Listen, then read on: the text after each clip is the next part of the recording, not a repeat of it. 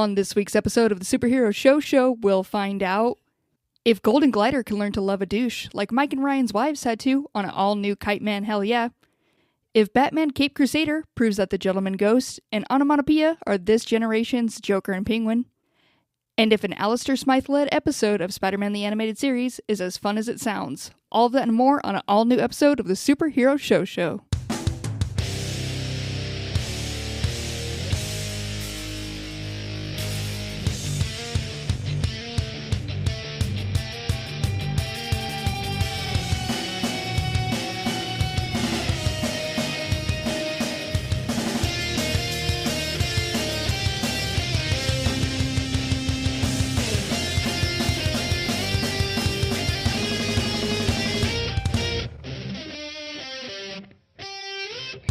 What's up, nerds? Welcome to the Superhero Show, podcast where three friends gather. They see all the comic book-based TV shows that came out that week, decide what is the best, review those. If you're wondering who those friends are, you don't have to wait for long, because I'll bring them on right now. Don't worry, right now. First of all, Ryan. Cass, you're making such a good point here, because we did watch Umbrella Academy. We did watch Snowpiercer. We've just decided... not good enough for the podcast. We put the work in. We said, hey, we don't even need to talk about these for the other people, but just so everybody knows, we are still watching them all. We'll recommend other podcasts to go to. That'll be at the end of the show. That's what we call a tease in the industry. But we won't be talking about them tonight. No, because they're not, frankly, not worth your time. The podcasts are, but not the shows. Right. You want to know who is worth your time, though? First of all, you, Ryan. I wouldn't say you're not worth people's time. Holy shit. He started talking that long before you said his name? That's crazy. I know, right? No, she said my name before. That was double introduction before Mike got one. I got two before Mike got one. No, you can't start keeping track this way. There's already building such a rift between you guys. I've been reading Hold on. Let me move my abacus dots over to the correct side, and I'm done. Thank you. To be fair, I am punch drunk enough and drunk enough. I don't know what's going on. Well, Mike, first of all, Mike, this is Mike. Welcome to the podcast. This is Mike. This is Mike. And Mike, you are on a podcast. Do you know that much? I thought I was on a Zoom call with my therapist. Okay. All right. That explains a lot. No, Ryan, let's run with this. I'm so stoked that Mike announced that he's drunk. What is this, a podcast from 2005? Thank you, Mike, for moving us back there. What are you drinking when there was tonight, just Ricky Gervais and Mark Maron doing podcasts? Together, and they were drunk. What are you drinking, Mike? Why don't you tell us? Well, mostly water, Ryan. He's a water Drink boy. More of it. Mike, if you do, we could use this as a free therapy session for you if you want. Me and Ryan together probably have enough to make up half of a therapist degree, which I think is enough worth it. So anything you want to bring to the table now, the floor is yours. Because this is a Superhero Show intro, I know what you and the people want. Yeah. He's just going to say poop jizz boogers. Why can't I not cut my toenails? Why are they so long and I just can't bring myself to do it? There it is. Honestly, I know we probably shouldn't go into this, but guys, it is such a pain to cut them, and sometimes they just get so long. Right now I got little talons going on. We're friends, right? I could talk about my talons. What the fuck are we doing? Learn how to bite your nails, you idiots. Why don't we give points to the show? Ryan deserves 5. Ryan he faced his phobia to say that. Ryan did it, and he grossed us both out more. Use your teeth for the nails, use your tongue for the athlete's foot, and clear that foot up. And that's why you get the split tongue surgery, so you have a snake tongue. I thought we were all in agreement that we went far enough. I'm glad we kept it going a little bit more. Great. Yeah, that's a clear sign that we got to start talking about shows again, you guys, because again, we cover comic book based TV shows. This week, the ones you guys should be watching and the ones we'll be talking about, we got Batman Caped Crusader, Inland Tales of the Teenage Mutant Ninja Turtles, and of course our beloved Spider-Man the Animated Series. But before we get to all of that, let's go talk about Kite Man. Hell yeah. On episode 7 of Kite Man Hell Yeah, Gotham is having their annual Sexiest Villain Alive competition, which Beast Mode is set to win, but he has stiff competition now that Bane is a hot boy with a sexy briefcase. Apart from that, Luthor is trying to steal Bane's briefcase because it actually has the anti-life formula, and Golden Glider is trying to change Beast Mode back to Kite Man. Taste what I ask you? FMK, Bane, Luthor, Beast. What are you going with? Mike first. Holy shit. Okay. Yeah. Oh, this is harder than I thought. I was about to know. rattle it off real fast. You really gotta think about it. You marry Lex, no prenup. Can we all agree on that? That's a given. No prenup, absolutely. Hope he's a punk. I would kill Kite Man, fuck Lex, and marry Bane. That's insane. You are not thinking about your future at all. Yeah. Think about the assets. Ryan is absolutely right. It is Mary Luther, no prenup. I marry for love. Well, that's why you're a fool. That big beefy boy is full of love. I'm glad Larry Flint is here. A joke our fans will get 6 months from now. In 8 years. But the real question is, I think that I would fuck. Does fuck mean top, Cassie? It could go It either can mean way. whatever you want it to mean. Are you Switch. feeling top energy? Verse. Yes. I'm going to fuck Kite Man and kill Bane and marry Lex, obviously. Okay, you think you can kill Bane though? Because that's the other question. Once he hears that he will neither be married nor fucked by me, he will die in front of my eyes. So I won't have a lot of work to do. Plus, you just make him have explosion. Then I don't remember this thing from Harley Quinn. Maybe Kite Man started it, maybe they didn't. But how he just leaves the random first letters off of words. He is a 4-year-old, and I love it. he always did explosions. But I think Kite Man's team of writers ran with that. Like, if he doesn't say that full word, what else would he not say? And sometimes who he's talking to, they'll leave that first letter off as well to make fun of him. But also, they're just like in the vibe that they just talk like that now. For a brief period of time, I hung out with a lot of Southerners. And even though I've only ever been a coastal elite, you just start slipping in a little. You start talking like that. And it's not fully natural because you're not from there, but there's just a little twang there. Hey, Mike, do you want some of this mesquite barbecue sauce? Oh, no, I've only ever been a coastal elite. Give me paste picante, please. Pinky's out. I only like salsas made in New York City. And don't freak out. New York City! New York City. Cassie, do you want to talk about Kite Man or more 90s commercials? Yeah, I do want to talk about this one. From the premise, as soon as I saw Sexiest Villain Alive, I was excited for this one. And they couldn't have picked a more perfect 3 to have in there. And as soon as they threw in Bane, I was like, yes, my boy. And then we got a little makeover for him. This, from premise, I've never been more on go with an episode. It's so funny to have a makeover for Bane because it's only, what are you wearing? Yeah. Because they're never going to take that guy's mask off. Yeah. If you pull the tubes, he dies, right? Or does he just small? He becomes a normal person? Yeah, he becomes very small and kind of emaciated, I think. Which is kind of cool. I mean, that's sort of the look right now. That's what I'm going for. But the thing is, the main thing, I've got 2 questions, guys. 1, did we know that the anti-life briefcase was in the freezer? And 2, yes. Have you ever, and I guess this is mostly for Mike, have you ever owned a briefcase? Cassie could have owned a briefcase. Yeah, dog. You're being classist right now just because you're from Riverside? Whoa. You don't think she's owned a briefcase? Called out right now. Look at you. Here's why I asked it that way, because girls are like, I need a purse to put my stuff in, and boys are like, purses are lame. I'm going to have a briefcase. I've mostly owned things that you could call a purse before That's you true. could call it a briefcase. I'm looking at the 2 pursiest people I've ever met. Yeah. No, just the one. I've never seen Cassie with a purse. I was a satchel person briefly in high school, and oof, it was dark times for me. When I met you, you had a bindle, like a full-on stick with a handkerchief with all of your belongings in it. Yeah. She was already ready to run and ride the rails. She had a makeup, 5 o'clock shadow. Even though it would be fully in my high school persona to go to school with a briefcase, I don't think I've ever been wealthy enough to have one, including to this day. Because everybody is like, oh, Bane, what is that, like a $4,000 suit. Nobody cares. He has a briefcase. Now we love him. Yeah. But I just thought that like in 2024, don't people have like an iPad or whatever? But that's why it's old school. It's bringing it back. It's retro. Vintage. When I was a kid, I wanted one so bad. Oh, for sure. I definitely played with my stepdad's briefcase. Yes, I played with my dad's all the time. Oh, God, and like because they didn't need them.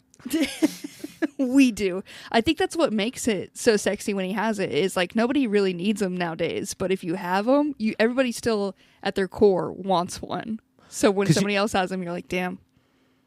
It's like, what kind of brief do you have in that case, man? Do you have files? Do you have manila folders? Do you have legal pads? I'm so interested. And it turns out that he has the anti-life equation.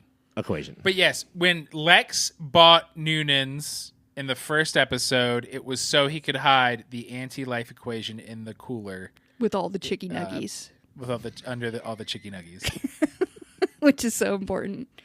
Another big part of this, we do have. Is this the first time Clayface has come over on this side? Yes, fucking Clayface is back. Yeah, so we haven't good. seen him. There was basically Golden Glider needed to get into Glinda's? Helen Villigan. Helen Villigan. Nowhere near to what I said. Her little iPad thingy, because that's what is the only thing that can change Beast Mode back to Kite Man. So of course, when you need somebody else's face, you call in Clayman or Clayface.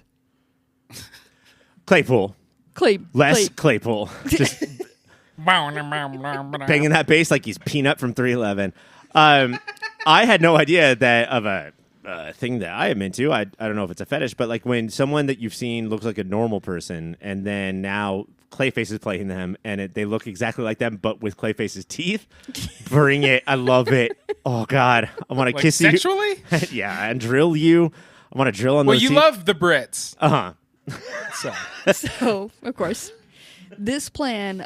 So they came up with the plan of. At first, they thought, they could use just his face, but he unfortunately stole or stared into a solar eclipse for 30 minutes, so his retinals can't transform properly. He's like 45. Yeah. So they then decide to crash the Sexiest Villain Alive competition in order to perform an eye exam on her, which is flawless planning. Flawless plan. It's it feels like the natural point to talk about this. I have a bone to pick with the Sexiest Villain award show. There is no other awards. There's no build-up. There's no performances. Mm-hmm. The host just comes out and says, here's who it is. That is a poorly run event. I think that actually most events, like we're used to Oscars, Emmys, Grammys, Tonys. That's what we watch on the rig. But I actually think that most events are like, we have this one award to give out. Do you think that like real estate awards, they have nominees for like smallest house sold and cutest shoes? I think there's probably like, I guess, a dinner. There's an intro speech and you don't even do... Yeah, it just felt like everybody showed up and then the award happened. It was anticlimactic. Which is anti-life climactic. Which is much like anti-life. I was going to forget what it was called again for like the 5th time in this segment until Mike... Look, new listeners might think I was just interrupting you. I was being helpful. And Ryan, if it felt like he was interrupting you, he was being helpful. Remember? I will try to remember that, but I'm not as smart as our listeners. Facts. That's true. We have the smartest listeners. Other than that, we do have Golden Glider at the end of this has a full transformation because she essentially takes the power from the anti-life briefcase. I have some questions about this. It was subtle for this kind of show to the point of being confusing. Yeah. Did she get antagonized enough to just control her powers now, or was it because of the anti-life equation? Who knows? Her gold did kind of meld with the glow from the briefed case. Yeah, the colors are the same. They don't normally make the colors the same for us viewers, but the colors were the same, and that makes it confusing. I sort of think this has been a trend too in comic books. Like Human Torch one of his new powers is to create a fire friend that flies around and throws fire. Dope. Spider-Man in one of the video games can create a web guy who goes around. A man made of web? A man made of web. Ew. Should that be one of your powers? Like, I can create watermelons and also a watermelon person that's going to throw watermelons at you. That feels so D&D influenced, where you control a shadow version of me who kind of does what I do in this 10 by 10 area. Either this is explained next week, or this is kind of shoddy screenwriting. Yeah. I would say. But it's still, it was still a cool reveal. Mainly that she just started fucking people up with, little gold ribbons. It was rad. Yeah. I'm excited that now she has this power. It's very cool. The control is great. And I'm going to point this ribbon right through your back into your heart. That's so handy. Guys, if you're in a job interview, mention that if you can do that. Mention if you can't. What, they're going to ask you to show them? No, they're not. No, they're not. It's terrifying. Other Other than that, at the end, she does get Homegirl to look at the iPad. So Beast Mode is no more. We have Kite Man back. Are you guys sad to see Beast Mode gone, or did you get your fill? Did you have enough of him?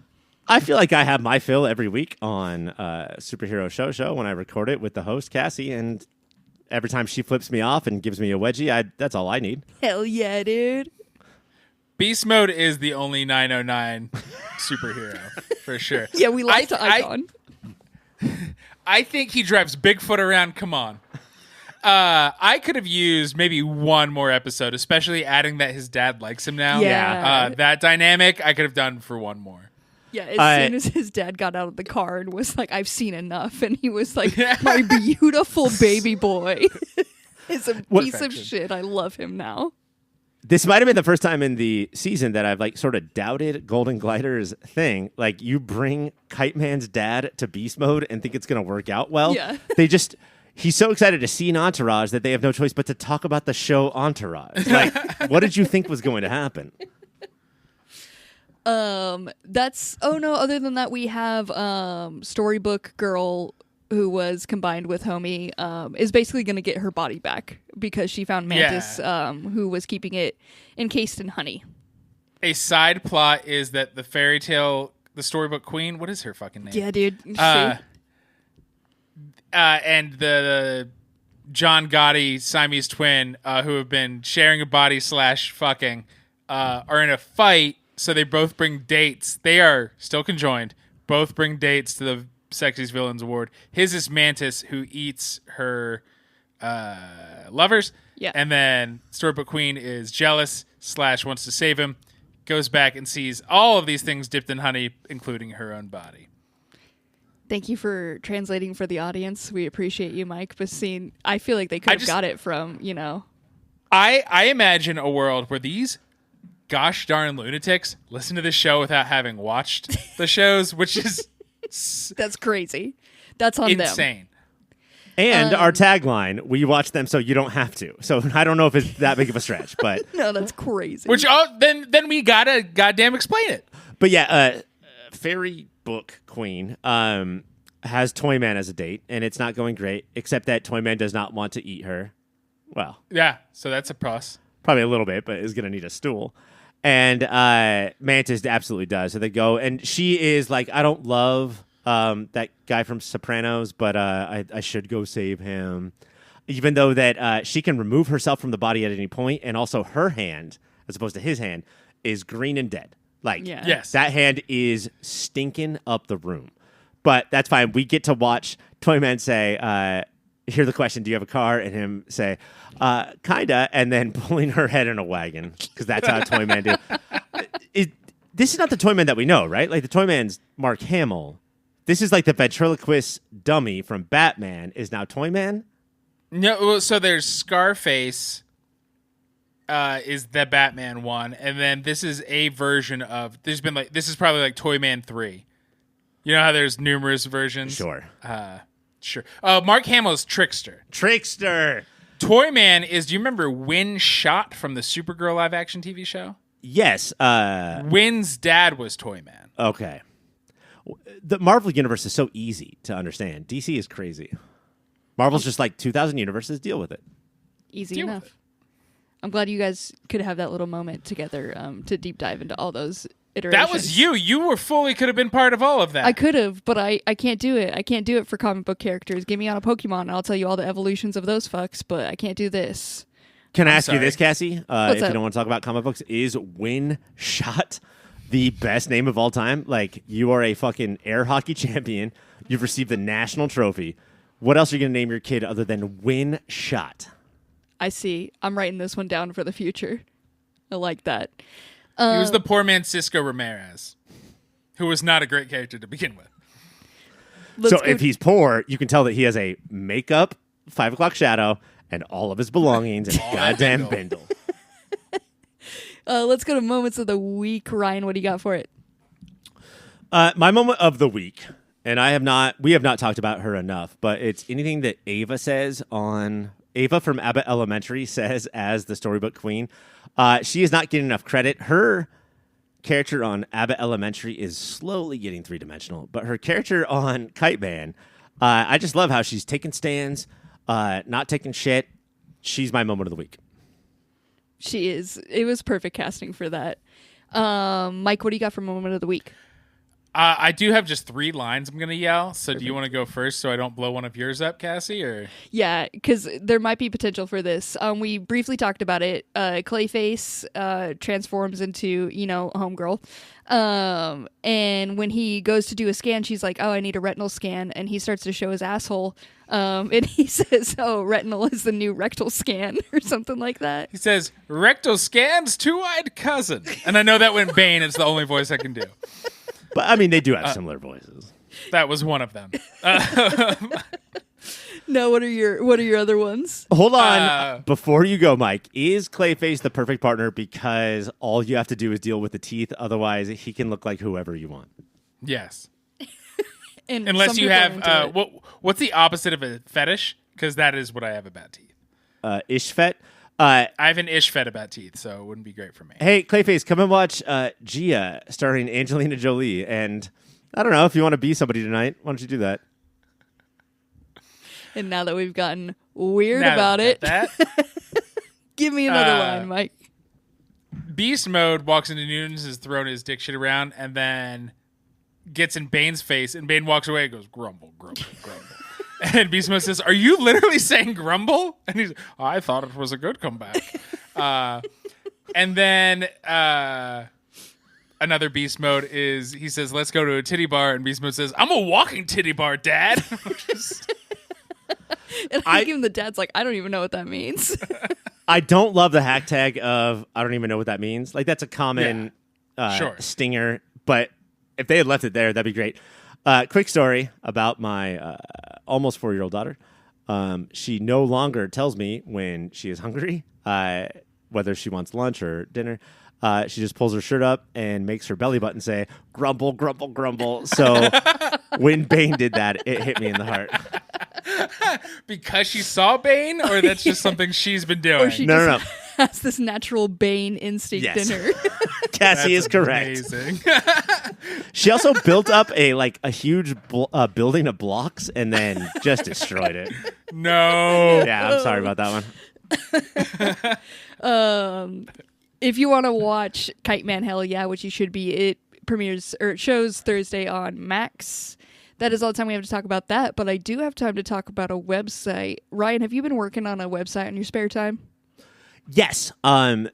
This is for adults, not for children, but Mike and I have been working on, and this was mostly Mike's idea, so I do want to give him all of the credit possible, but he was like, there's no adult blocks where you can build a building, but in the middle of it is a perfectly shaped vagina that you can walk around your house and not just crush it, but like crush it. You know what I mean? Yeah. And so, Mike, where did that inspo come from? Well, it's clear that these days adults are still very much into Legos. Uh-huh. Yeah. And not judging, not stereotyping, it's very clear that those same adults who are very into Legos are very into real dolls. TM. And so I am a bit of an entrepreneur. And I said, what if they don't need to buy 2 things that are very expensive?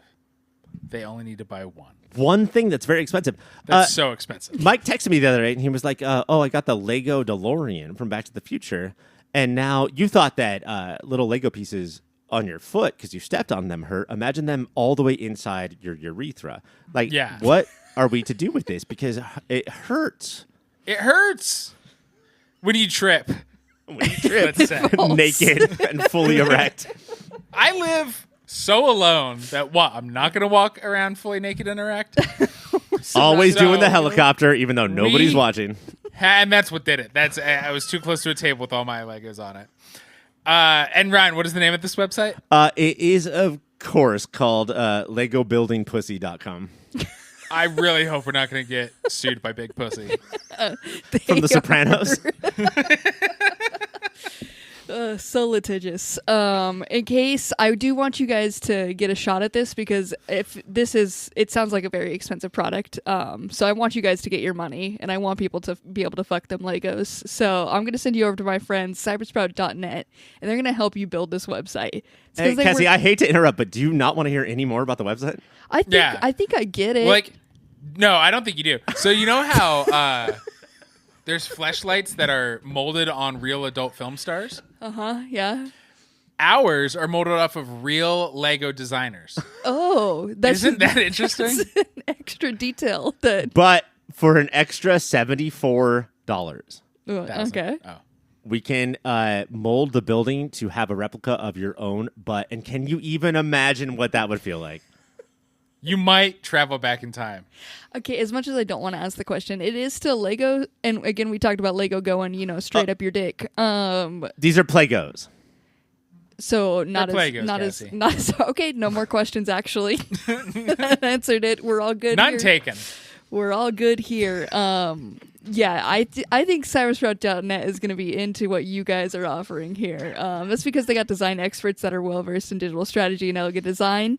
They got easy to edit fields, custom templates, drag and drop tools. Let Cybersprout handle your hosting. Visit cybersprout.net to get started. Cybersprout.net, your partner for a digital world. Coming up next, let's talk about the other shows that came out this week. We're back to talk about the other shows that came out this week that you should be watching. First of all, there is Batman Caped Crusader. On the 6th and 7th episodes of Batman Caped Crusader, we dive into a couple of lesser-known villains, the Gentleman Ghost and Onomatopoeia. Despite Act 3 battles, however, the fights aren't the point of either of these episodes, as we get more mysteries to solve, relationships to develop, and palace intrigue to trigue. Taste buds, I ask you this. Is Batman not being a top 3 star in any of these episodes hurting this show? And I'll answer that right now. No, it's not. Cassie, moments of the week? Yeah, that's excellent. I was surprised. Are you surprised? I don't think it is. I'll say surprise one more time because what is surprising us, Cassie? Surprise! There's a lot of surprises going on. To answer your question, I'm in agreement with you. I do not think it's hurting it at all. We're getting still a lot of interesting characters. Are we already diving deep in the pool? Because I didn't know either of these guys. Well, definitely not the Gentleman Ghost. That is such... it has to be like a 60s or 70s bad guy. Oh, Mike, you're so young, my baby child. He's a 30s or 40s DC 30s villain. or 40s. Wow. Love it. I mean, his name is the Gentleman Ghost. That GG. Yeah. What I loved is the Scooby-Doo-ness of it all. It's definitely going to be the younger Craddock. You find out there's Gotham, as we'll learn, has too many aristocratic families that run things. There's the Waynes, of course. There's the Elliots, and there's the Craddocks. And it's a descendant. You're like, well, descendant is going to be, he's the Gentleman Ghost, and he has some sort of technology. I'm sure, because this show wouldn't go to racist old ghosts. Sure, and to make Mike's point for him, we figured, because of the TV shows that me and Mike grew up on, at some point somebody would turn off the projector, right? And Yes. reveal him. Which I'm pretty sure BTAS might have done with this kind of character.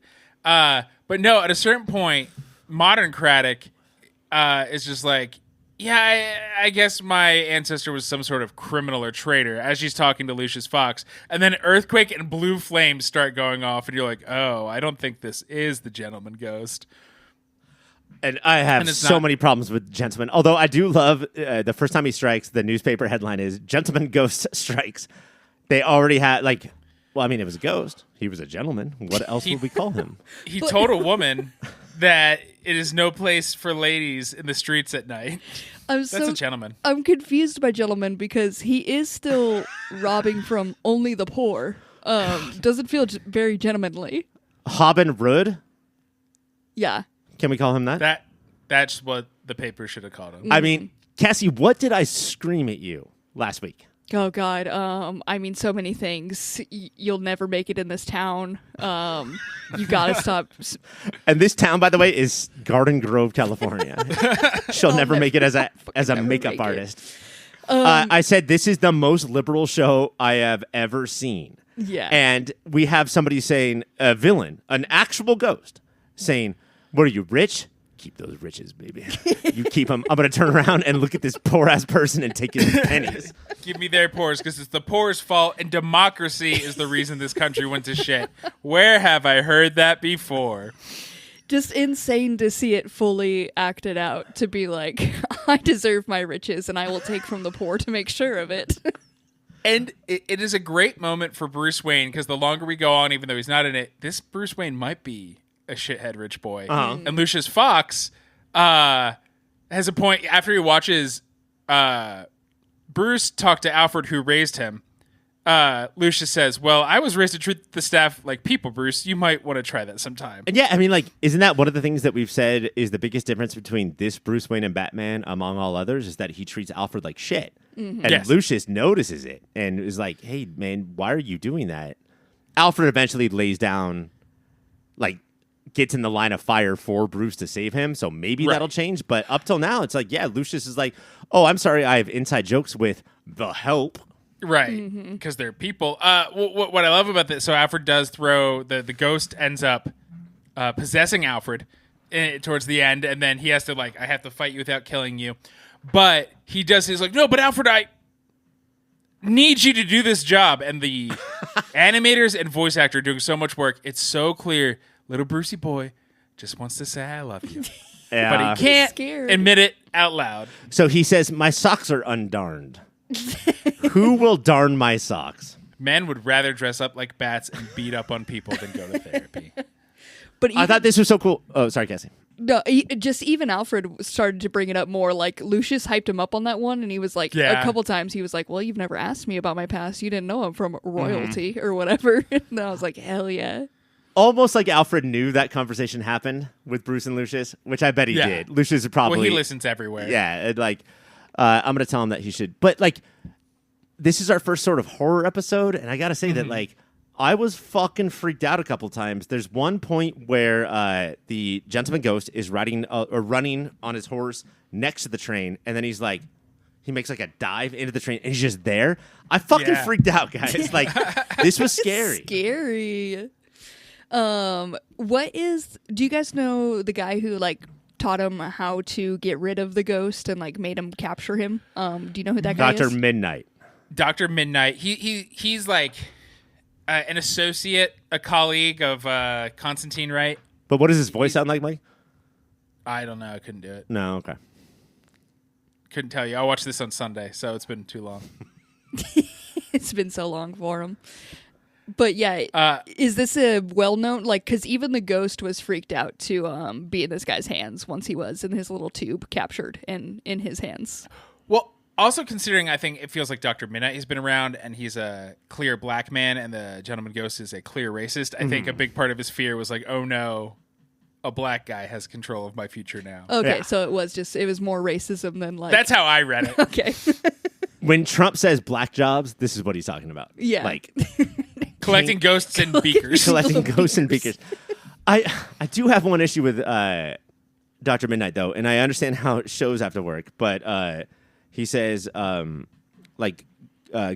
for favor or whatever, like, I'm going to show you how to kill this guy, but, like, you have to take the speaker. When will I use it? Oh, you'll know. Yeah, just come on. Dr. Midnight, just tell him how to fucking use the beaker. Like, Yeah. I think we could have I would saved not have Alfred been like, a lot oh, of this shit. I would not have guessed this beaker sucks in ghosts. And he didn't at first. Like, he just sent the ghost Yeah. half away for a little bit and almost messed up the whole mission. Yeah, and I mean, I think Alfie knew because he went to like slowly dive in front of a bullet, but instead sucked up, I'm going to say 30 pounds of ghost cloud into his mouth. Yes. Yeah. Yeah, he did. And then in the second episode, we are dealing with onomatopoeia because there is a hit out on who we thought was the commissioner. We thought there was a hit on the commissioner, but there was a surprise on that. Surprise. What's awesome about these two being paired together, as if the writers would know, so Gentleman Ghost is from the 30s or 40s, as Ryan said. Onomatopoeia is from 2007, I want to say. I think it is a Kevin Smith created villain. Yeah, like one of the most important original DC characters and one of the most important newest DC characters. Yeah. The Widening Gyre is the run I used to own it, and it's awesome. I fucking love Onomatopoeia. When I saw the noir version of him, I flipped out. And Cassie, you let me know what you think, but didn't read the comics because they seem stupid, and then now seeing Onomatopoeia in action, one of the dumbest fucking things I have ever heard of in my entire life. Yes! He goes boom, pow, smash. Yeah, it was It's hard so for them funny. to make it seem cool, even in this when they were fighting.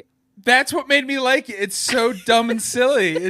And he looks awesome, but he sucks. He doesn't I don't look know. that awesome, though. No, he doesn't look awesome.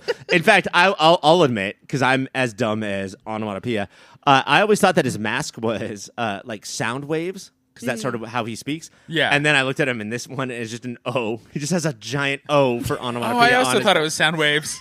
I thought it was a target. Interesting. Or a donut, maybe. This shit drives me crazy, and I'm so glad I didn't read it, because this was like post meta comic books. Like, this is post 85, where like everything has to say something, and now your comic book villain is going to fight in the words that we saw in the Batman 66 show. This is terrible, Mike. Even I guess I'm terrible, Mike. that you are, and that's normally what we call you in private, but now we can Ouch. have it together. The worst. No, but like, were the comics good? Yeah. It was even like, so he did it while fighting, and I was like, okay. But before that, when he had his whole like crew with him line up, and they were like trying to find the commissioner's car because it broke down, and then he saw it was like leaking oil, and all he said was drip, drip, drip. And they were like, yeah, boss, yeah, great idea. I see it. I'm like, come on. They're all dumb. We're just used to the Riddler. Oh, the smartest guy in town. Smartest. What's dope about this episode, not only the bait and switch, so 2 baits and switches back to back, because we think it's Gordon, but it's actually Barbara, right? Babs. Who's the hit. But the whole time, Jim and Babs are arguing about the truth and the criminal justice system. And her stance, because she's a public defender, she's like, oh, so cops can make mistakes, but citizens can't? Wow. Snaps, Babs. Snaps. Tell it to your ACAB dad. No, these were 2 absolutely incredible episodes. And I think after this week that this is the best show of the year. Like, I do think I have to move on from X-Men 97 and declare that, like, this is, I mean, like, we are being told stories that we don't get anymore, which are just, like, complicated and not like villain wakes up, is wronged, decides to be a villain, Batman fights him. Like, that's how, that's typically the story. These were 2 mysteries that, like, kept Batman over there, not to like make him mysterious, but just because you're a 2-dimensional character, bro. Like, we don't have time for you right now. I love these 2 episodes, except for Onomatopoeia, who is the worst comic book character in, like, he is worse than, what's his name, that Cassie loves. Onslaught? No. He's worse than Onslaught. You're so wrong. He is So worse wrong. than Onslaught. Yeah. And Batman had to do his final move, which is punch him to death and say, pow. Yeah. But that's Get over yourself. It's comics. That's how Batman do. Now that we've talked about a terrible moment for Ryan, let's go to moments of the week. Mike, defend this. What's your moment of the week? There are so many good moments, but I am the nerd. So I'm going to have to say this. The world expanded in 2 very cool ways in 107. The first person who tries to hit Jim Gordon is Floyd Lawton, a.k.a. Deadshot. Deadshot is another villain. So we're going to get, he's kind of a podunk assassin in this, which means he's going to get a cool weird eye. He's going to be played by Will Smith someday. Wait, did Gordon Deadshot punch is his cool. eye out? Oh, I hope he just punched his eye right out, because Gordon's all into police brutality. And then the other one is the guy who tries to kill Babs, who you think is good the whole time, who flips, is Corrigan. Jim Corrigan, who Spectre? eventually will die, and he's the Spectre. So it's this kind of stuff when it's not, no light was shined on these. They just dropped some names and moved on. And because I'm a nerd and have been my whole life, I went, with name recognition. But also, if this show never turns Jim Corrigan into the Spectre, that's totally fine. Totally fine. Yeah. Just a name. Spectre, he dies. Is this another ghost in the Batman canon? It's a different ghost, but he's a heroic ghost, and it's not necessarily just Batman. It's more DC broader.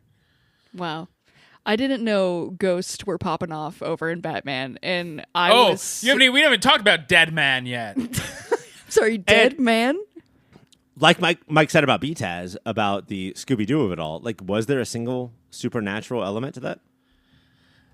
Back in the day, I can't remember one. Yeah, like, they would have Scooby-Dooed their way out of this, but, like, Gentleman Ghost, that's a fucking ghost. That's a racist ghost. That was my moment of the week, is just the fact that that was 6 episodes into this, and now we are having legit actual ghost on this bitch. And just me, like, trying to really process that, yeah, that was a ghost. And they had to send it back to hell. What was your moment of the week, Ryan? My moment of the week is Babs. She is my favorite character of this show, and I love how when there's a huge fight, there's a henchman that comes into the model home that they're at, and Corrigan, the bad guy of the episode, and Babs have to take on this one guy, and they're not super cops. Like, they're just cops. And the way that Babs fights is not like, I might be Batwoman someday.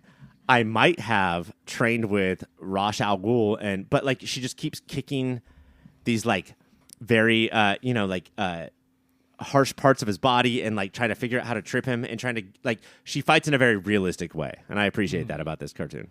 She also full on took like a coffee pot to the face and just got right back up. Like, I was like, damn, girl.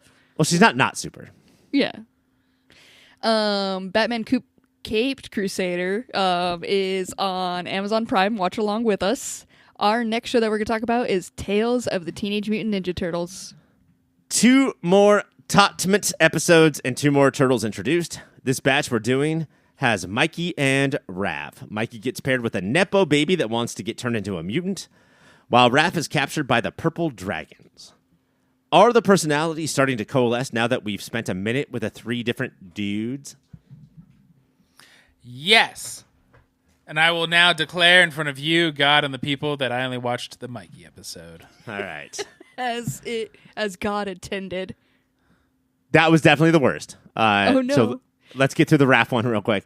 Raph is big and full of rage and is sort of ostracized from the Ninja Turtles because of that. Like, they're like, no, be like cool and teenage. We're mellow, bro. Yeah. And he is put with the purple dragon in this gang that is also the giant one and full of rage. And they beat the shit out of each other. Mostly he beats the shit out of Raph because his weapon is a brick, and my God, does he know where to put it. It's the best weapon. Hits Raph in the head with a brick multiple times, in the turtle nuts with a brick multiple times. It is rough to watch, but they bond, and it's amazing. I barely paid attention to the Mikey one. It seemed lesser than. So, Mike, tell me about Pete Davidson. Was that who? Oh, no, wait. Pete Davidson's the Nepo baby? Yes. Okay. So he is, his uncle works for Bishop? Or his father. Somehow connected? His father. And so Bishop, who's we're learning is the big bad. And so he thinks he's being kidnapped. And you're like, why would he be saying that? And then we get the flashback of he works for the bad guys and was setting things up. But, and not a subtle show, but the robot keeps trying to kill him as well. And he's like, they're not supposed to kill me. But he has that thing Huskies have. Where your eyes are 2 different colors, which, yes, thank you, children's show. That is also a mutation. We all learned those 4 blocks in biology freshman year, and he has the thing that his eyes are funky. He's a mutation, so the robots are trying to kill him too, proving that maybe you shouldn't say kill all mutants. So wait, I have a baboon butt. Is that a mutation? No, go to a doctor. That is a grossly infected hemorrhoid. That took over my entire, both of my cheeks? Butt, dude. Both cheeks. He was annoying. He felt like Wait, I'm sorry. The Pete Davidson character was annoying. A poor man's Danny McBride character. That's what it felt like to me. Somebody writing Danny McBride but didn't get it. And I love Danny McBride. And I'm sorry I keep saying poor man something this episode, but I've been hanging out with the Gentleman's Ghost a lot. You gotta stop hanging out with that guy, Mike. I think I'm gonna bail, Mike. On the show? Yeah. It only took 3 episodes? 4? 3? Well, I just don't know if I'm the target audience. You know, I don't. Batman Caped Crusader is not for children. Right. And this one is. And so I think that I have to, as much as I was raised by the turtles.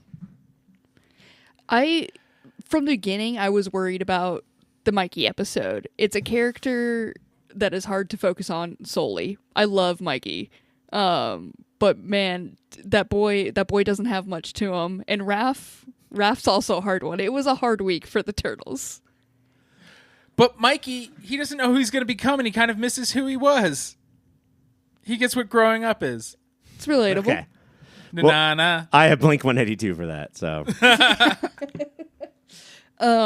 Let's go to moments of the week. Mike, from the episode you watched, which one? What is your moment? One I just dropped. And then also, I will say a good Rod moment was...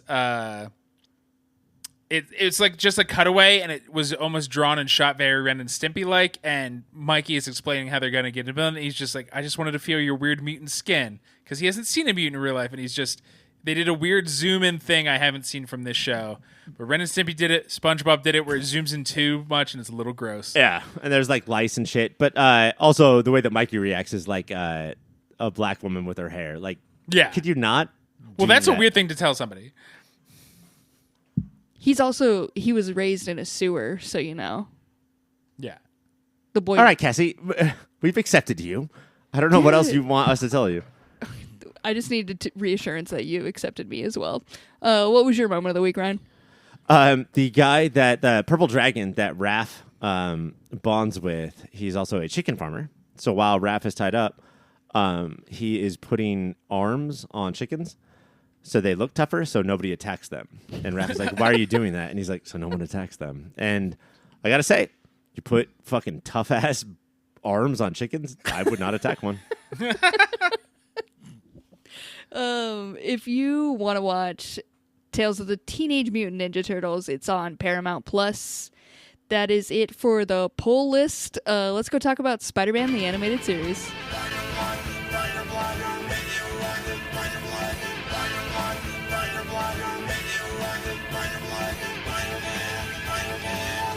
Welcome to S Tasmania Bitch, a mini show within a show where we take an in-depth, episode-by-episode look at the seminal and underrated afternoon cartoon of the mid-90s, Spider-Man the Animated Series.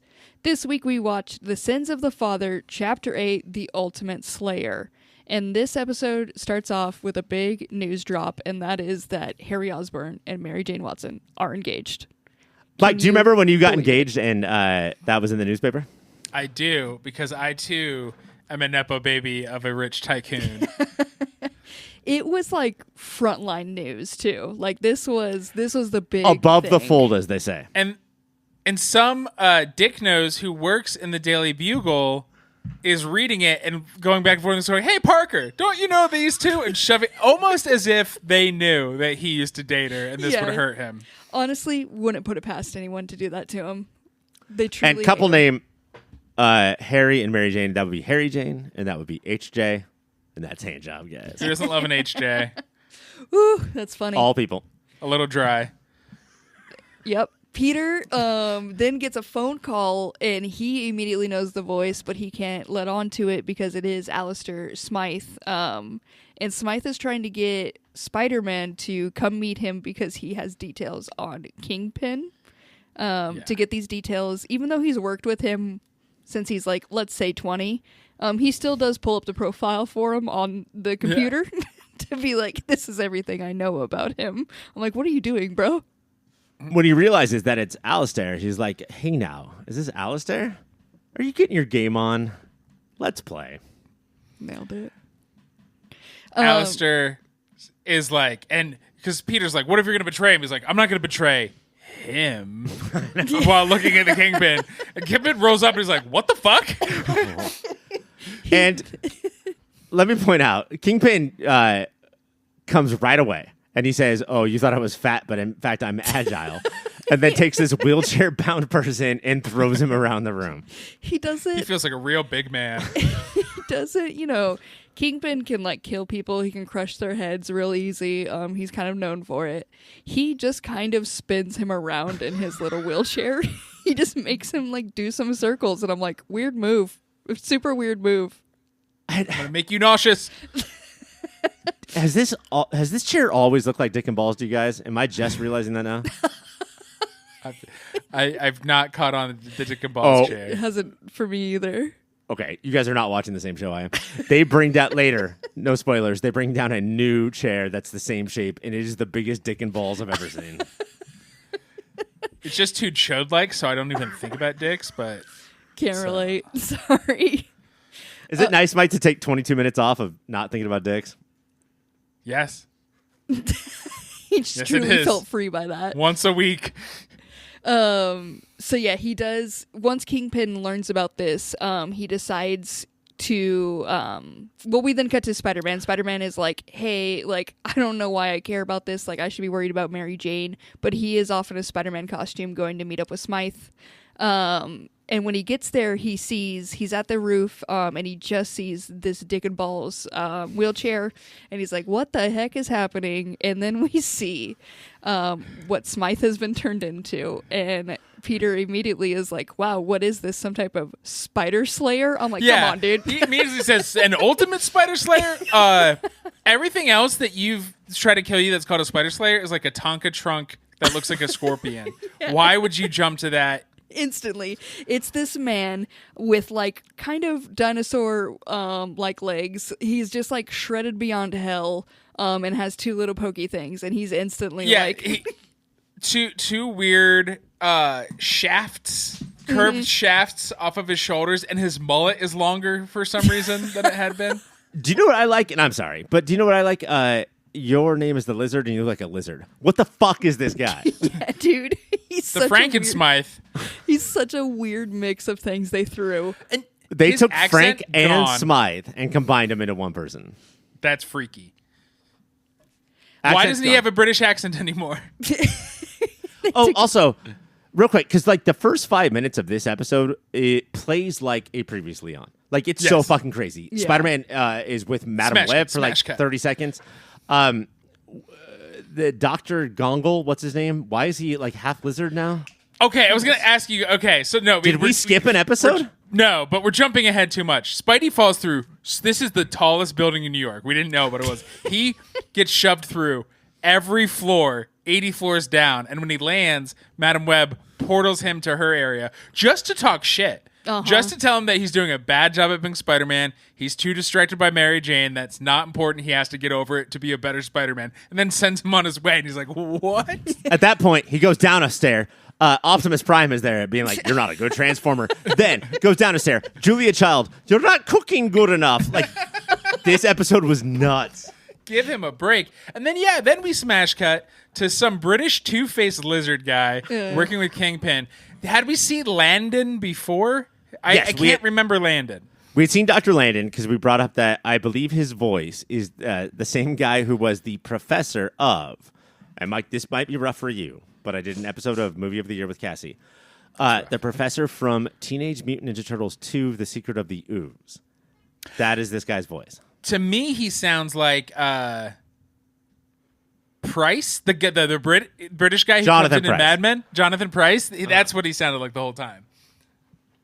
But like he's like Two-Face, but like also all the way down the body. So like this foot I'll wear a shoe. This foot is too big because it's This one's lizard-like, so I just won't. This side my lizard dick out. This side it's covered.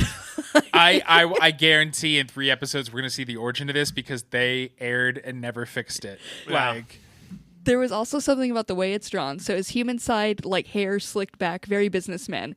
The other side, not hairless like a lizard, a couple little hairs sticking out like the hair is still trying to come through. And it was a weird move on the illustrator's part.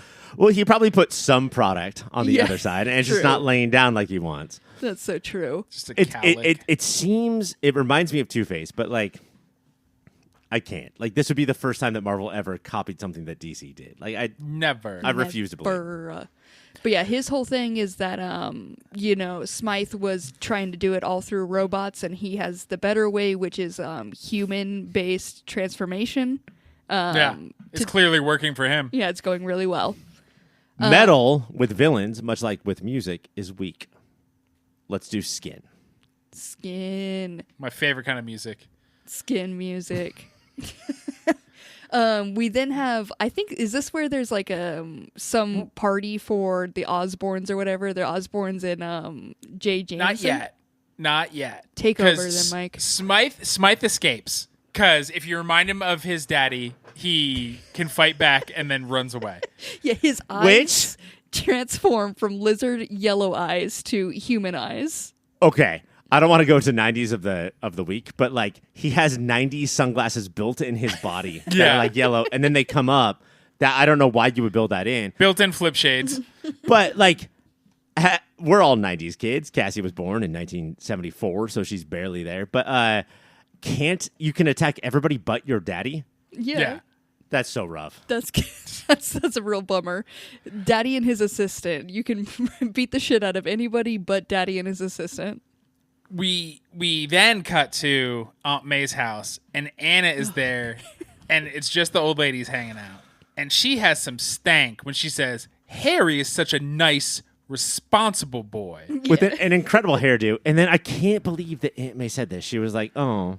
And Anna's like, what? What, Aunt May? What could be wrong? And she was like, well, I thought that eventually MJ would settle down with Parker. And you cannot give Aunt Anna a fucking tee up like that. Well, especially because she doesn't say settle down. Aunt May, because I had to rewind. Aunt May says, settle for. Even she's saying, I hope she would settle. You know my loser nephew? You know the down that nobody wants. I was hoping MJ would take the hit. And then Aunt Anna cracks her neck. She's like, oh, it's go time on roasting Peter. And Just the only thing Def James back and forth. The only thing that fucks her up is that Peter comes home, which is a first for her because usually she does not stop just because Peter's in the room. But then she does rub it in his face. Yeah. She's like, oh, did you see the news? Because he's like, I got to go off to this event. I got to take some photographs. And she's like, oh, guess who's going to be there? The newly engaged couple. So you'll get to witness that in person. And I hope it feels terrible for you. Anna's like, Harry, Mary Jane. And then she does the finger and whole thing and just puts them through each other. For like 10 minutes of the episode was just that. Come on, lady. We then cut to that event. Peter's taking a photo. He runs into MJ, and they have this moment where he's like, he pretends to be like, he's about to be like, oh, so happy for you. And he's like, actually, no, why not me? And I just need to know why him, basically. Well, he doesn't say why not me, but moment of honesty, he's like, happy for you? That's a lie. And when he's like, well, what is it about Harry? And she's like, well, it seems like he'll always be there for me. Another just punch to the emotional solar plexus for Peter. And then he rolls with it and says, but do you love him? And she runs away. She sprints in the other direction. Oh, there's no danger. Like, there's no reason to run away except for that question. It's do you love him? I gotta go. The same thing is like, oh, I think somebody over there is calling me. Okay, bye. Runs away. But then there is a reason to run away because Smythe, aka the Ultimate Spider Slayer, does break through because he's now found out he believes that Osborn is the reason why his dad was murdered. The building blew up and killed his dad. So his mission that he wrote for himself is kill Osborn, basically get Osborn. So he goes to this event, attacks it, and ends up getting basically everybody. Yeah, I'm so sorry, guys, to run ask away. this now because we're like halfway through the third season, but has Norman been Green Goblin? Yes. Okay. And now he's reformed? Or we just don't know? We don't know. It was an accident. This is like the most sympathetic Norman Osborn. He did not turn himself on purpose, and then he drove himself nuts, and then he got help. So we'll see. But I think that he was the most sympathetic here because he is realizing and seemingly not having a problem with the fact that his son is a golden diapered baby. Yeah. And he's like, But sorry, Cassidy, to cut you off. Oh, no. Yeah, so he basically, he attacks after Norman. He knocks Norman out and runs out through holes, and then Harry and MJ like run after to be like, wait, what? And then Fisk's people are there because he's like, no, Norman and I are buds now. He's gonna think I'm mad at him. Which so I love. Like he's caring about the CEOs. You know, it's the C-suite right now. Gotta care about the C-suite. And then they all get scooped up by Fisk's people. And then Kingpin reveals, maybe to Landon Lizardman, that Spencer Smythe is still alive and frozen. Yeah, Papa Smythe never died. And on the 5th floor. The 5th floor, the building that they are in right now. And he has a live feed that is able to be pulled up on him at any moment, where you can see that boy is sleeping in a little cryo tank. At some point, we have a little flashback of like Smythe's whole past with Fisk and everything. I think it's when because he's like, he fought back and escaped, and he's like, I'll reprogram him, and he's just like poking the dude in the forehead with a screwdriver. Well, yeah, you take a screwdriver and you like jam it places where there aren't screws, and that's I would blow in his ears just like an old Nintendo cartridge, or a slutty dude, or like a slutty dude. And then Smythe is like battling his new evil robo self with his old evil British human self and remembering all the things. And I'm sorry, Mike. I'm so sorry to ask you this, but what is the name of this whole season? Sins of the Father. Yeah, I feel like that comes up a lot in this episode. Too many daddies. So many daddies. Does seriously every person on Earth need a daddy? Like, couldn't some of us like go without? And while Kingpin and Landon are watching Robo Smythe remember his whole life as if he were some sort of Dewey Cox, Spider-Man is watching them watch him pretty openly. And then two normal, Kingpin has tiers of security. These are not the elite. These look like mall cops. Are like, that's fucking Spider-Man. Two dudes on their first day of work at Fisk Industries are like, is that Spider-Man right there? And then blow up like 2 tubes. They're like, hey, look at that on the ceiling over there. It's a Spider-Man if I've ever seen one. They just start shooting. I've seen a lot of Spider-Men. That's a fucking Spider-Man. Look, that's a Spider-Man for sure, my friend. That ain't no Macy's Day Parade float. Our fucking secret ninja wall-crawling hero is like, oh, fuck, I stuck my head out way too far so Paul Blarts can see me. Kingpin, as he does, rushes all of his science people, and he's like, oh, Spider-Man's here. And he's just like, Landon, wake him up. And he's like, it's not ready. He's like, I don't care if he's ready. Wake him up. I was, come. You do this every time, Kingpin. It never works out for you. That's how you know if you're a villain, right? Like, good guys will say, oh, did you need 2 more weeks of research? Please take them. And bad guys are like, I don't care, now. But then they'll blame it on them anyway. Right. And this is when Smythe gets his new chode chair. You got when this chode chair was coming down from the ceiling, you guys didn't see a giant dick and 2 balls? I did not. I'm sorry. I've let you down like that. I'll be on the lookout for dicks more often, I guess. That's all I ask. Frank and Smythe beats the living schnot out of Spidey until he has like a little like, remember, and it's Madam Web going, it's not the how, it's the why. And he goes, why is he trying to fight? And why is the Ultimate Spider Slayer doing this stuff? It's because we all have daddy issues. Can I real quick point out, I understand the difference between the first half of the show and the second half where we talk about Spider-Man. But Batman, Caped Crusader, and Spider-Man the Animated Series are so violently different shows. Like, one is so incredible, and Spider-Man literally has to sit there with his hand on his chin and say, she did say, ask why he's doing this. This is for children. Dumb children.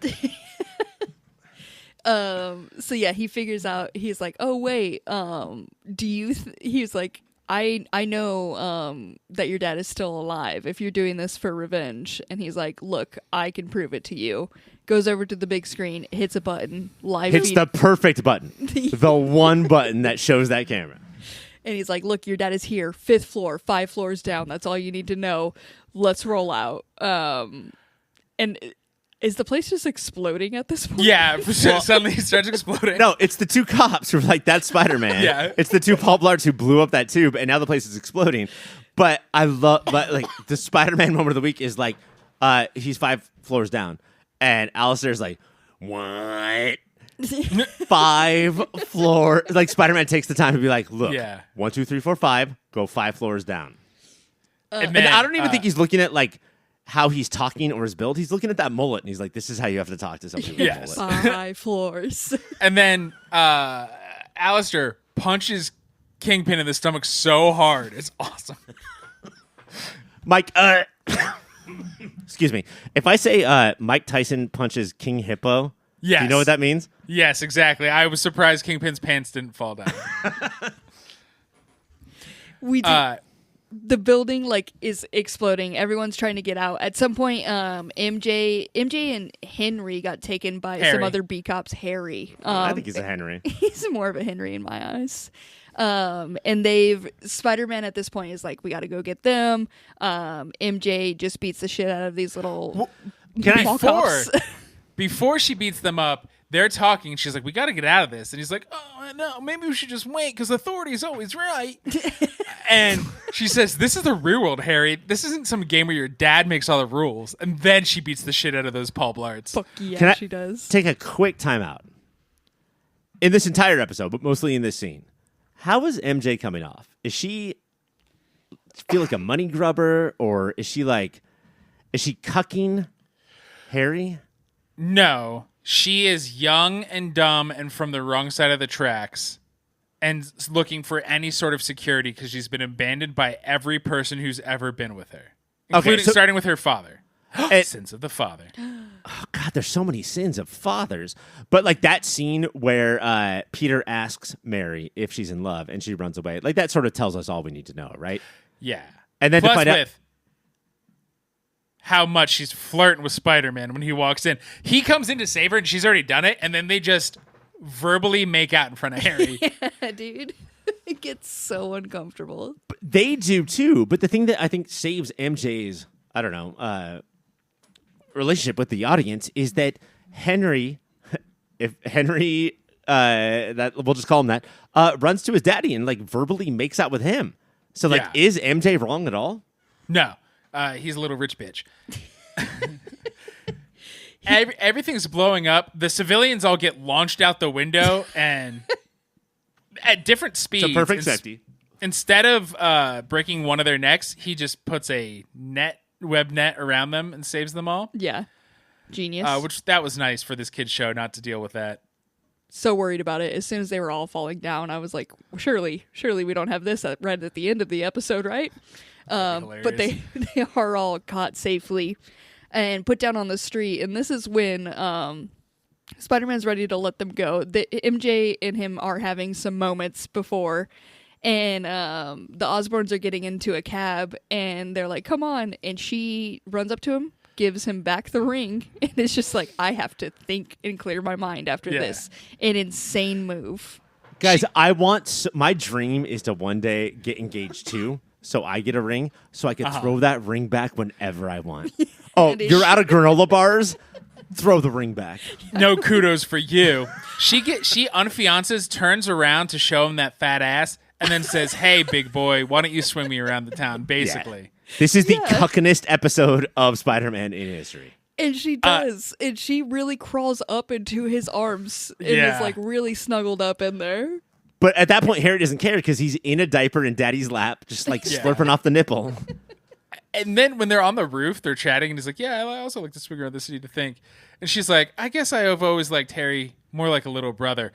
Whoa, you definitely at least fucking finger banged. What are you saying right now, you sick freaks? Oh, Mike. Oh, Mike. Mike. Not my fault. The show did that. You were saying that MJ finger banged Harry, and I believe you. So they have this moment, and at first you're like, hey, are her and Spider-Man gonna be a thing? But she does start thinking about Peter. She's like, maybe there is somebody else I cared about more. Thank you for my time on the roof. I love how polite she is. She writes a real quick thank you note. Thank you for my time on the roof. Hands it to him. Puts it in an envelope. Hands it to him. But I do think this is our first cliffhanger of the sins of the father. I don't know who she's talking about, whether it's Spider-Man or Peter Parker. What I do know is that we're in a Chase Meridian situation, and you know how much I love that. Who doesn't? We have this cliffhanger, and then we cut down to the sewers, and we see Frankensmythe, who has his father in a tube, and he's brought him down to the sewers, and he was like, we will get our revenge on everyone. And I'm like, all right, dude, sure. And his father says, They need to seal these sewers. They're too big. Too many villains are holding up in these sewers. I don't know. I just assumed that was the 5th floor of the building. He said, go to the 5th floor. And it's just a fucking stinky ass sewer.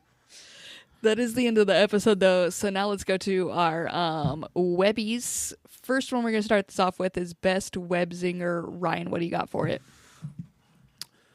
Cassie, my best web zinger is looks like Alistair got a raw deal on his trade-in when he gets a new chair. Because isn't that hilarious to talk about like trading in used cars, but also his new car looks more like a dick and balls than it ever has before. I'm guessing yours isn't the dick and balls one as well. So what is your web zinger? Despite my size, I have the agility of a cat. Yeah. Too bad you have the loyalty of a jackal. Kingpin. And we didn't talk about this, Mike. Is that who he's becoming? Is he going to be the clone master jackal? Oh, shit. Maybe. Oh, I didn't even think about that. Well, we got to witness how excited Mike gets for these things in real life. I just really want him to utilize his shoulder lasers. They're just there. Use them. Truly insane. Yeah, we didn't mention that it's straight up lasers coming out of his fucking little prongs coming out of his back. Insane mutation that they've done on this guy. Mike, I'm glad you said that one though, because that's what I had. I just didn't know if it counted fully, but it was just the most unhinged phrase from the whole thing. So it really stood out. But since you won it and you matched me, that means you do get the points. I'm going to give you 3 points for that. Also, we need a...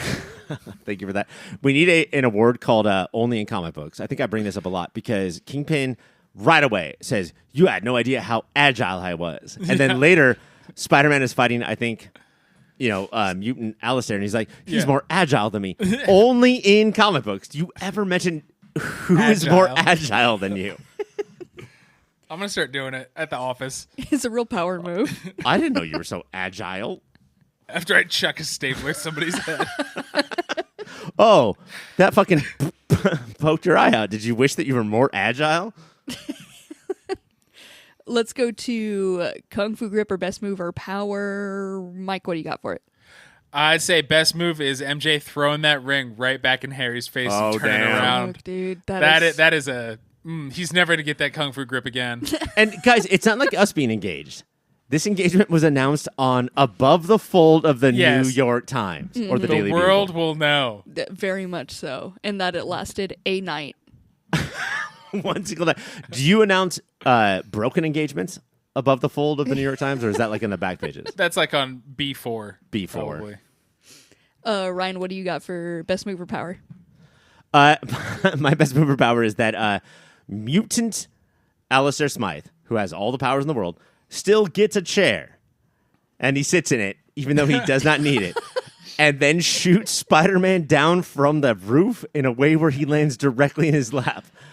Which I guess that's a power move.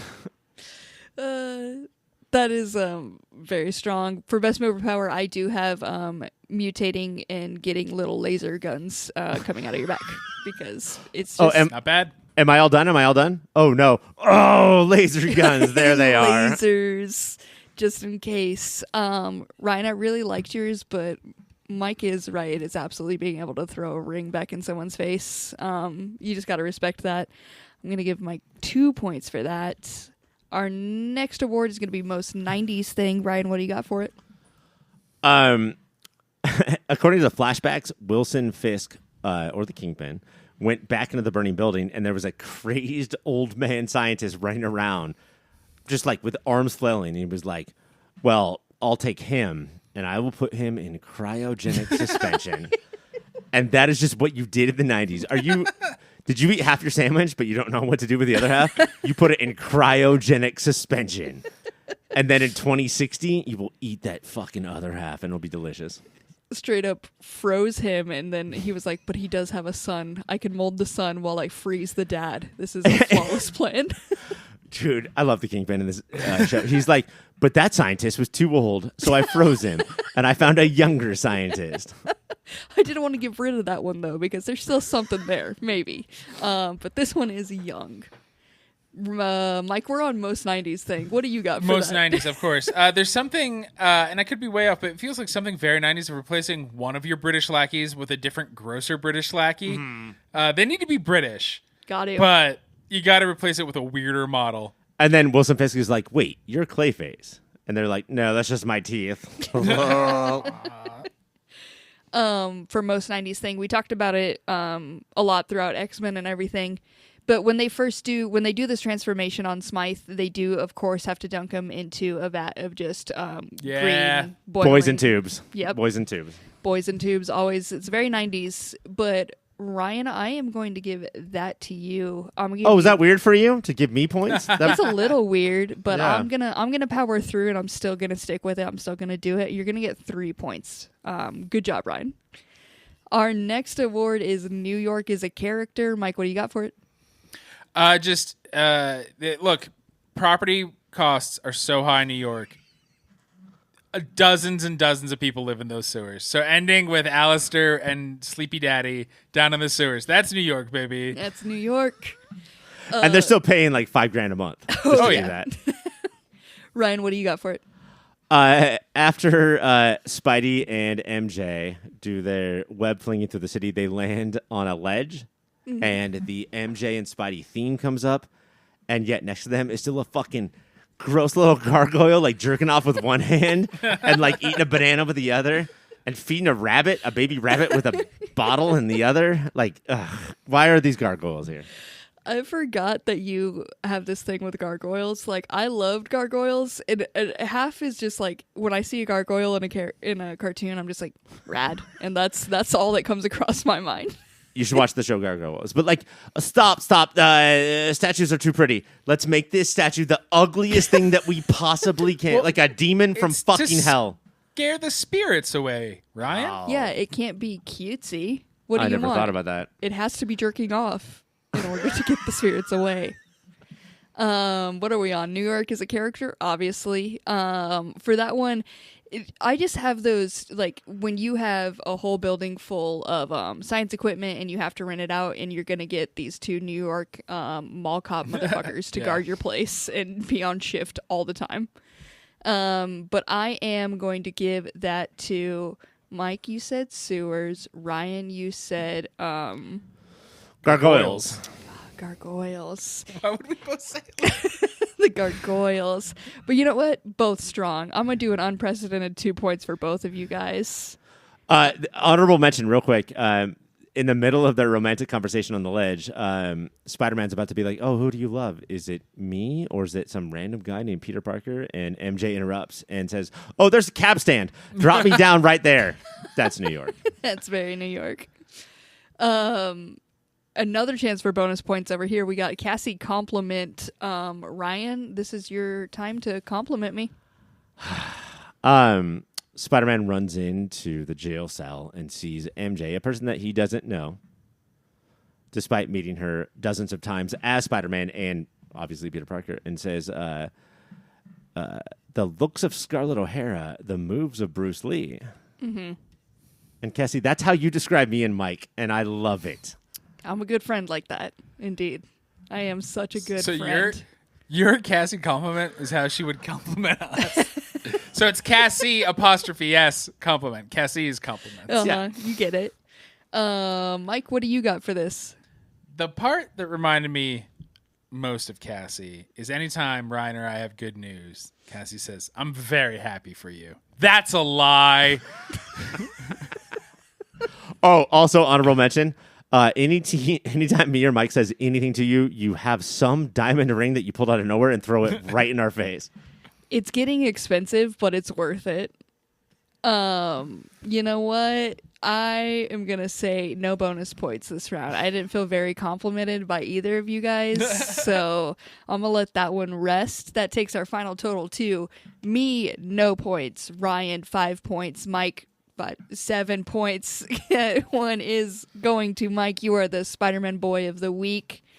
Cherish it for this whole week. That means Mike, as his award, has to sing a My Chemical Romance song, but he has to change the lyrics to be about Spider-Man. You simply have to. And the floor is yours for 3 minutes and 50 seconds. When I was a young boy, a spider, it bit me right in the pinky. Yeah. And turned me to a man. Fucking good. I said someday he's still good. I'll be a big spider who fights crime. You get the gist. You nailed it, dude. You Wonderful. crushed it. And on that high note, that is the end of the show. Please subscribe or follow wherever you get your podcasts. Catch every episode by following us. It'll pop up in your feed. That's the best way. We also have a website. Mike, can you tell the people about it? Popfilter.co. That's where you go to get all the things we put out there. And by all the things, I mean podcast episodes mostly. And 13-year-old articles about Battleworld. You can also throw a little /Amazon on there, and that does something, I guess. I guess, maybe. Who knows, honestly. There was also some other shows that came out this week. Do you guys have any podcasts that the people should be heading over to get their details on other comic book TV shows? Oh my God. As of this recording, the final, I want to say, movie of the year, 1984, is coming out. It is Nightmare on Elm Street. And that means, Cassie, do you know what that means? Nope. After this week, we are going into the battle world, as I call it, of 1984 to see what is the single greatest movie of 1984. Is it A Nightmare on Elm Street? I know what it is, and I can say that Nightmare gets farther than you would think. Ooh. Mike, would you say that you were the least pro of Nightmare out of the three of us? Yeah, and I think it's, yeah, for sure. But you guys, I think there was so much surprise in both of your voices. Yeah. Cassie, if I may, if you are like, wait, other comic book based shows came out this week and these fucks didn't talk about them, you should go over to TV Podcast Industries to hear all about the Umbrella Academy Season 4 and go to Prepare to Brace to hear about Snowpiercer. It is from 2 seasons ago because even the dedicated Snowpiercer podcast stopped watching Snowpiercer. That's what I'm talking about. We love to hear it. Also, Cassie, Pop Filter Co., if you search for that on YouTube, you actually don't have to listen to this. If you're hearing this on some sort of podcatcher, we know that you're tired of it. Go to YouTube, please. Search for Pop Filter Co., subscribe to that, and then you get every episode of Superhero Show and Movie of the Year right there, and incredible dynamic visuals like the logo of one show or the logo of the other. Wow. That's fucking top-notch content over there. You gotta head over there. Well, it's our voices, I think, that really sell our faces. Obviously. Speaking of top-notch content, you can also get that over on our social media. We're at Your Pop Filter on Instagram. You're going to see such good photos popping up over there. You're going to want to like them. You're going to want to give it a little heart. You're going to want to comment being like, oh my God, good picture, good episode. Love you all. Go do that. Over on Instagram, we also have an email. We desperately need your emails. We're begging for emails. Any email you have. If you have an email you need to send to a coworker, don't send it to them. Send it to us. Or BCC us. At the very least, BCC us. And the email. If it's like, I can't find the key to the restroom of the business we work in, send it over.